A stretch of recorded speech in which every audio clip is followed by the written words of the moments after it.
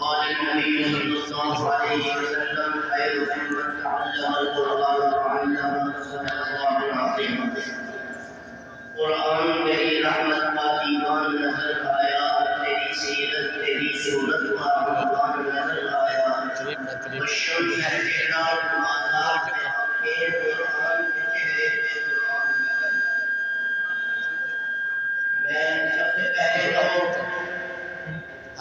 اس عظیم ادارے کے قدیم استاد شعبہ تدریس سے تعلق رکھنے والے جو کسی تعارف اور کسی شخصیت کے محتاج نہیں ہیں، قاری عبد المجید صاحب دعوت دربار عالیہ، آپ حضرات کو پتہ ہے کہ ان کے سینکڑوں شاگرد بلکہ ہزاروں شاگرد پورے پاکستان کے مختلف شہروں میں قرآن پاک کی خدمت سر انجام دے رہے ہیں، اور اس کے علاوہ سینکڑوں شاگرد اسلامی ملک، اسلامی ریاست مالدیپ کے اندر جہاں چاروں طرف سمندر ہی سمندر ہے، اس جزیروں کے اندر ان کے شاگرد آج بھی قرآن پاک کی خدمات سر انجام دے رہے ہیں.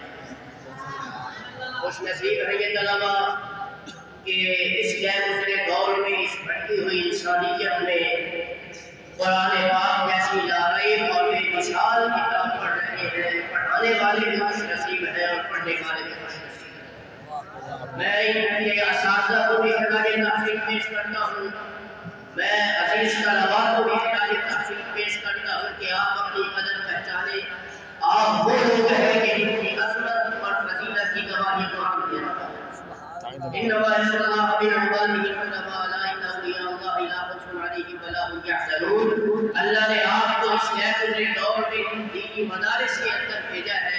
آپ اللہ کا فضل اور احسان سمجھے کہ لوگ بازاروں میں خرید و فروخت میں لگے ہوئے ہیں، آپ اللہ نے اپنے عظیم گھر میں جمع فرما کر قرآن پاک سنانے کے لیے بٹھا دیا. آپ عظیم شخص ہیں، بڑے قابل رشد، قابل دین اور قابل فخر طالب علم ہیں.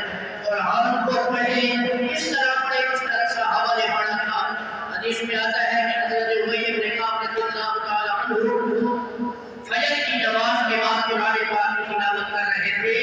اللہ کو عرش پہ پڑھنا ان کا پسند آیا کہ اللہ نے اپنے نبی کو بطور قاصد بنا کر بھیجا کہ میرے پیغمبر، میرا بندہ اور آپ کا امتی مسجد نبی میں خوبصورت آواز کے ساتھ قرآن پڑھ رہا ہے، گاؤں سے جا کر سلام کرو کہ خدا تمہیں سلام کہتا ہے. بلند آواز سے کہو سبحان اللہ. میں آپ سے ایک بات کرتا ہوں کہ کوئی استاد اپنے شاگرد کو خود سلام کرے، وہ شاگرد کتنا خوش ہوتا ہے کہ آج مجھے کسی استاد نے آج مجھے خود سلام کہا. وہ اولاد کتنی خوش ہوتی ہے جس کے ماں باپ اسے خود سلام کرتے ہیں. وہ مرید کتنے خوش ہوتے ہیں کہ جن کے پیر انہیں خود سلام کرتے ہیں.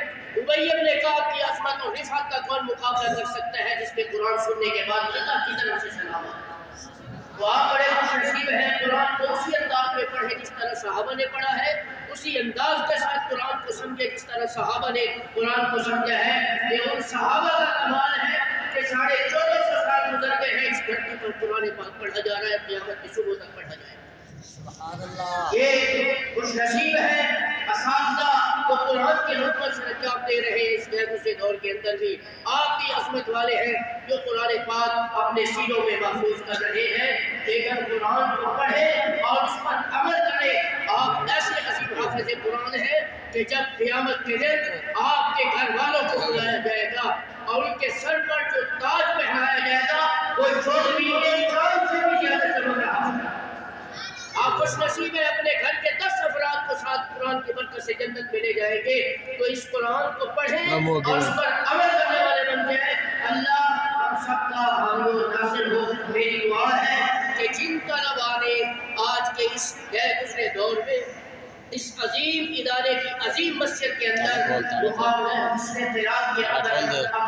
ڈالا ہے، میری دعا ہے کہ اللہ رب العزت ان عزیز طلباء کرام کو اور مزید آنے والے وقت میں مستقبل میں مزید ترقی عطا فرمائے.